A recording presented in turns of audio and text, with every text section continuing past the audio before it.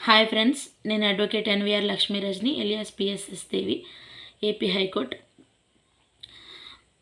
Free legal service for లేడీస్కి నేను fee తీసుకోనండి. నన్ను కాంటాక్ట్ చేయాలనుకుంటే నా నంబర్ వచ్చేసి 9704491299.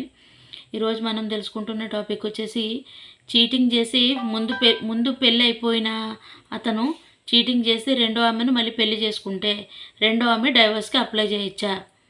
ఖచ్చితంగా డైవర్స్కి అప్లై చేయొచ్చండి. అంటే ముందు అతనికి మ్యారేజ్ అయిపోయి ఆ భార్యతో విడాకులు తీసుకోకుండా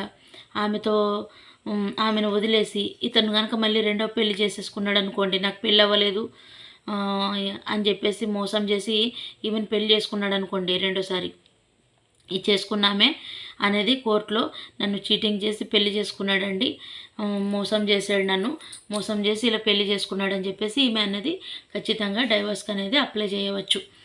అయితే ఈ ముందు చేసుకున్న ఆమెతో విడాకులు తీసుకుని ఇతను రెండో పెళ్లి చేసుకున్నాడు అనుకోండి, మళ్ళీ అది సెట్ అవ్వదు.